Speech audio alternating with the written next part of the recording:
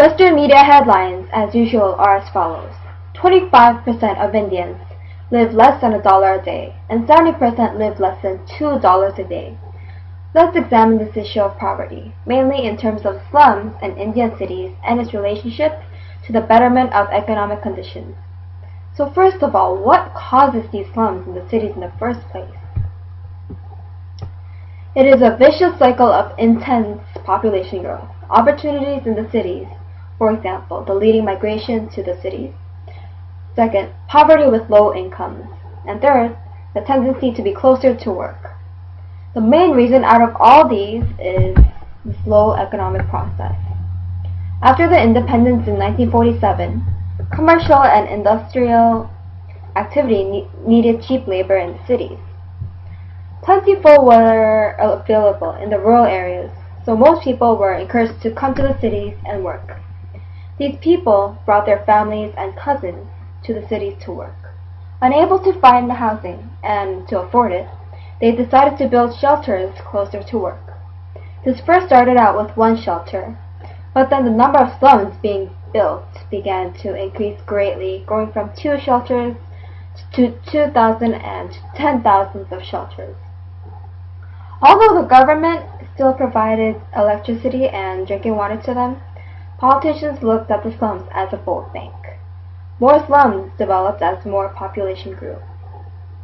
In today's episode, we will have a few guests who currently live in Indian slums in the cities of Mumbai and Kolkata, and have them tell us a bit about the conditions living in them, as well as the reasons people flock to these slums for opportunity.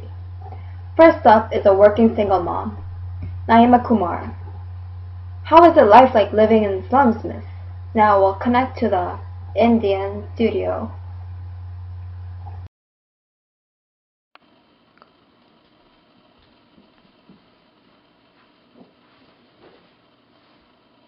My name is Naima Kumar and I'm a single working mother of 2 children living in Mumbai.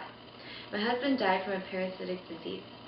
My father originally moved here from the countryside in the hopes of giving my siblings and I a better future.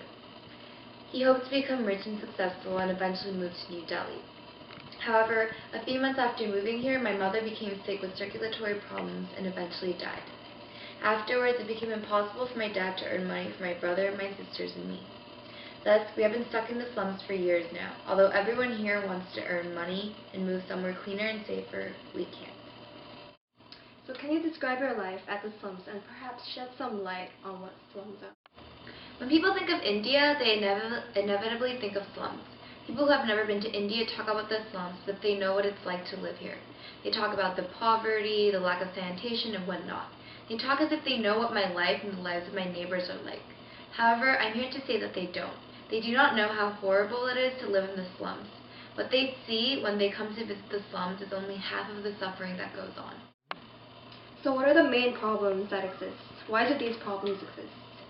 There are so many problems that plague the slums. As I've already mentioned, disease is a huge problem. My mother and my husband were just 2 out of the many people who have died because of disease.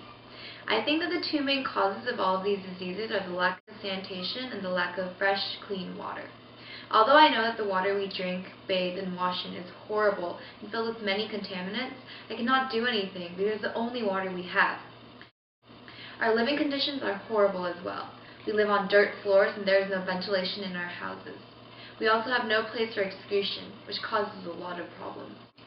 Currently, India has the 2nd largest population in the world. However, it has been said that India will soon have more people than China because China's government enforced a one-child policy, while the government in India is doing nothing to curb the population. How is this affecting the slums? Another big problem is the number of people here, as you just mentioned. The populations of slums have skyrocketed, and the government has not been helping us in any way.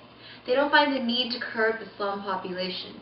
We don't have enough resources as it is, and the increase in people is making everything worse. We don't have enough food, enough water, enough of anything. It is horrible to hear this. I want a better future for my children. It hurts me to send my kids off to